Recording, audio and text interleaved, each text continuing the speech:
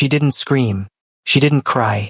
Anna just closed the door so quietly that the most dangerous man in Seoul never heard her leave, and didn't realize until his entire world had already started burning without her.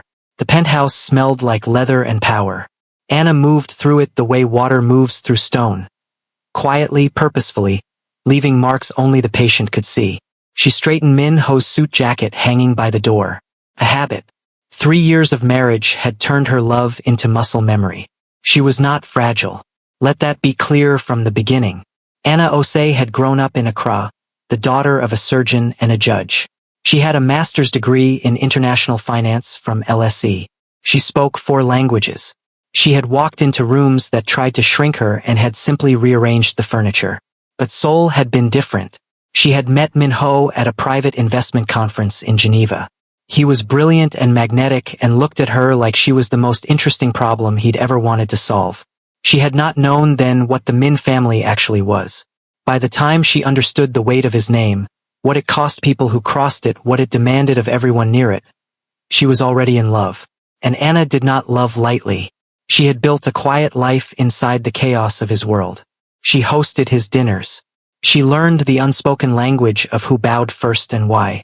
She studied Korean until she could read a room faster than his own lieutenants. Min Ho noticed. Sometimes. Tonight she had cooked. Jollof rice, the real kind, smoky, deep, her mother's recipe. A small act of home in a city that still sometimes felt borrowed. She carried 2 plates toward the study. The door was slightly open. She heard his voice first. Low, warm. The voice he used to use only for her. You're the only one who actually sees me. Anna stopped walking. The plates were warm in her hands. Before we go any further, do you already have a feeling about where this is going? Drop it in the comments. And if you love stories that hit this deep, subscribe. We drop new ones every week. She should have walked away. That is what she would tell herself later, in the quiet of a different city, in a life she had not yet imagined. She should have backed away from that door, set the plates down, and given herself the mercy of not knowing. But Anna had never been a woman who looked away from the truth. She pushed the door open. Min Ho was at his desk, phone pressed to his ear, jacket off, the way he only ever was when he felt completely safe. On the screen in front of him, a video call. A woman, Korean, beautiful, laughing at something he had just said with the ease of someone who had been laughing with him for a long time. He looked up. For one suspended second, husband and wife simply looked at each other. I'll call you back. He ended the call. Slowly. No panique. That was what broke something deep in Anna's chest. Not guilt on his face, but calculation. He was already managing the situation before he had even spoken a word. Anna, the rice will get cold, she said. Her voice was completely steady. She set his plate on the desk. She picked hers back up. She walked out of the study, down the hall, through the kitchen, and onto the balcony. 40 floors below, Seoul blazed and hummed, indifferent and enormous. She ate alone, every bite deliberate, every swallow an act of dignity. Inside, she heard him making another call, not to her. His voice was low again, clipped, professional. Handling things. That was Min Ho's answer to everything. Handle it, contain it, move on. She set her fork down and looked at the city. So that's what I am now, she thought. Something to be handled. He came to bed at 2 a.m. Anna was awake. She had been awake since the balcony, lying in the dark with her eyes open, listening to the apartment breathe around her. She heard his footsteps stop at the bedroom door. A long pause. Then he entered. He slid into bed behind her. His hand found her shoulder. It's not what you think, he said quietly. She said nothing. Her name is Ji-Yun. She's connected to the Busan network. It's business, Anna. Everything in my world has a cost. You know that. She knew that. She had always known that.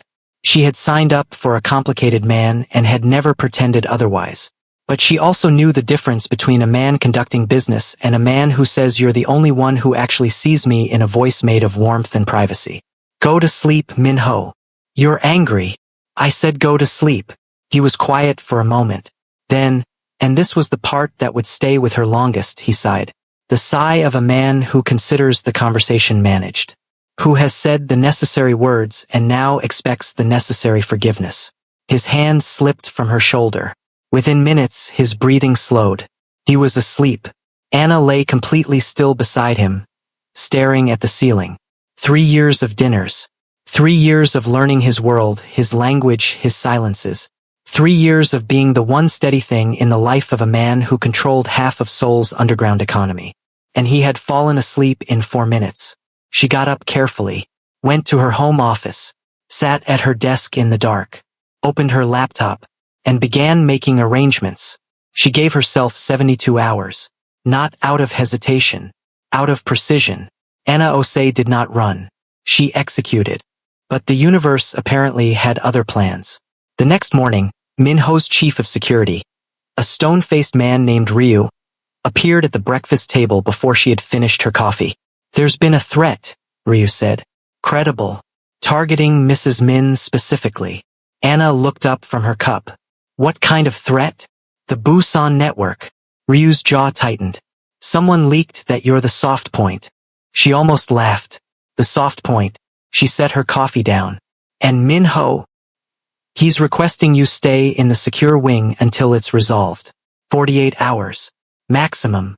48 hours locked in a penthouse with the man she had already decided to leave." Minho appeared in the doorway. He had not slept well. She could see it in his eyes, the tightness around his mouth. "Good." He looked at her with something complicated on his face. Something that, in another life, she might have called remorse. "It'll be over quickly," he said. "Most things are," she replied. She spent the first 6 hours in her office.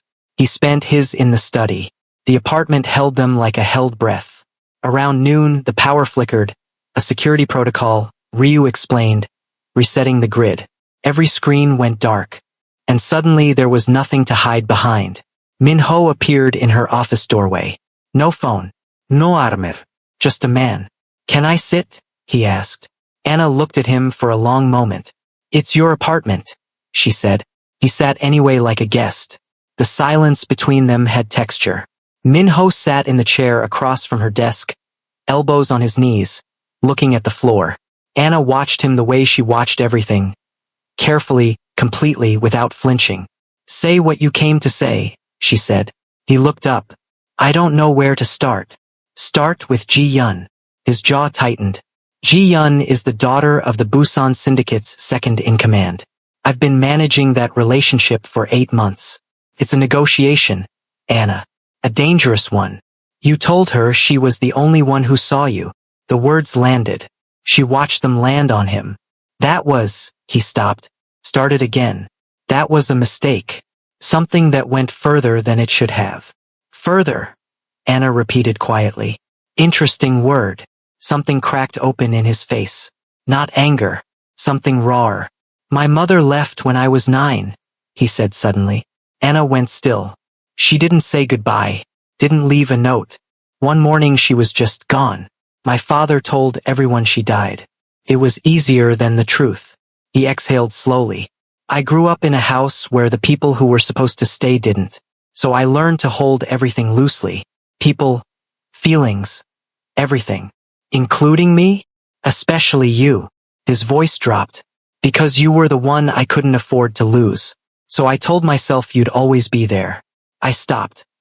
I stopped actually seeing you because I was terrified of how much it would cost me if you left. That is not an excuse, he added. I know that. Anna looked at him steadily. No, she said softly. It isn't. But something in her chest had shifted just slightly. Just enough to be dangerous. It started with food. Anna had not planned to cook. But the apartment kitchen was stocked. Her hands needed something to do, and hunger, unlike heartbreak, was at least a problem she knew how to solve. She was making Kantameyer stew when Minho appeared in the kitchen doorway. What is that smell? He asked. Not rudely, almost reverently. My grandmother's recipe, she said. You've never had it. You've never made it for me. She paused. That was true. She had kept certain things for herself. Small private corners of home that she had never offered him because she had sensed, correctly, that he would not have known how to receive them. Sit down, she said. He sat at the kitchen island like a guest in his own life. She cooked. He watched. And slowly, the way rivers find their way around stone, they began to talk. Really talk. He told her about his first year building the network, 17 broke, running errands for men who looked through him. She told him about her first week in Seoul, how she had stood in a supermarket for 20 minutes because she couldn't read a single label and had refused to cry about it. He laughed. A real laugh. She had forgotten that sound. You never told me that, he said. You never asked. The words were gentle, but they landed true. Later they ate side by side at the kitchen island. No table, no formality, no performance. Just two people and a bowl of something warm. This is extraordinary, he said quietly. She looked at him. The stew. He met her eyes. Yes, he said. The stew. But neither of them was talking about the stew. Came at midnight. Minho's second phone, the one she wasn't supposed to know about, lit up on the kitchen counter where he had carelessly left it.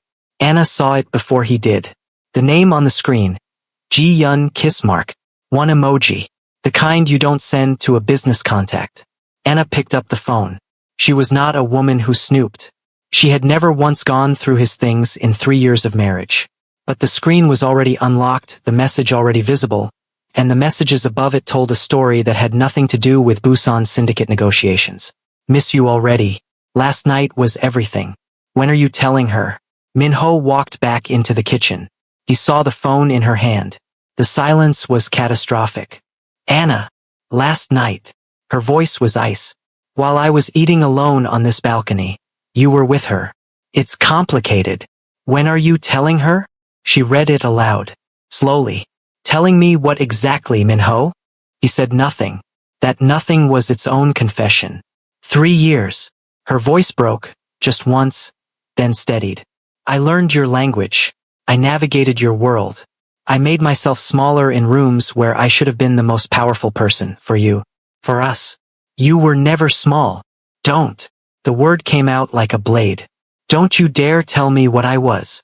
She set the phone down carefully. I'm done, she said. And this time she meant it in every language she knew. She left before sunrise. 2 bags. Everything irreplaceably hers. Her degrees rolled in their tubes. Her mother's jewelry. The small carved elephant her father had given her the day she left Accra. The wedding photo she left on his desk. No note. Minho found the empty wardrobe at 6 a.m. He stood in the doorway staring at the empty hangers, each one an accusation. He called Ryu. Find her. Ryu called back 20 minutes later.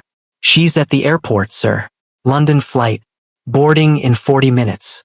Minho sat on the edge of the bed. His apartment, his empire, his silence. He picked up his phone, put it down, picked it up again. He thought about his mother leaving when he was 9. He had promised himself, in the wordless way of wounded children, that he would never let anyone close enough to leave him. He had kept that promise so well he had driven away the one person worth keeping. He dialed. It rang 4 times, then went to voicemail. He closed his eyes. Anna. His voice was raw, unguarded. The voice his enemies would never believe existed. I know you won't pick up. I know I don't deserve a response. But I need you to hear this once. A long breath. I see you. I should have said it every single day. You were never background. Never secondary. You were the only real thing in my entire life, and I treated the most real thing I ever had like it would always be there. His voice broke completely. I'm sorry. I am genuinely, devastatingly sorry. At the airport, Anna sat with her boarding pass, phone pressed to her ear, eyes closed, listening to every word. She did not call back, but she listened to it twice. Anna heard every word. But is sorry ever enough? What would you do in her position? Tell us in the comments, and subscribe right now because this ending will surprise you. 8 months later. Lagos, Nigeria. Anna's firm, Ose Global Advisory, had been operating for 6 months out of a corner office with floor-to-ceiling windows facing the Atlantic. She had chosen the location herself. The floor, the orientation, everything. She had spent enough years in penthouses with views of other buildings. She wanted to see the horizon. She was reviewing contracts when her assistant knocked. There's someone here without an appointment. He says you won't see him if he asks permission first. Anna looked up slowly. He's Korean, the assistant added carefully. Very intense. A pause. Send him in. Minho walked through her door in a plain dark jacket. No entouraje. No security. He looked quieter, like a man who had spent 8 months sitting with something heavy and had finally stopped trying to put it down. He looked around her office. The ocean view, the framed degrees, the carved elephant on her desk. You built it, he said softly. I told you I would. He stood across from her desk like a guest. I ended it with Ji-Yun the morning you left, he said. Completely. And I've been rebuilding the right way. Slowly. He reached into his jacket, set something small on her desk. A folded recipe card. Anna stared at it. Your grandmother's Kantemeyer recipe, he said. Your sister gave it to me. Took some convincing. He exhaled. I've been learning to make it. I burned it 11 times. 12, she said quietly. Ada told me. Something flickered across his face. You two talk. She gives me updates, Anna said. I didn't ask her to. She just does. A silence settled between them, but it was different from all the silences before. This one had air in it. I'm not here to ask you back into that life, he said. I'm here because you changed me, the real me, and I needed you to know that in person. Anna looked at him for a long time. Then she picked up the recipe card. You burned it 11 times and kept going, she said. 12, he corrected softly. 11 if you don't count Tuesday. She laughed. A real one.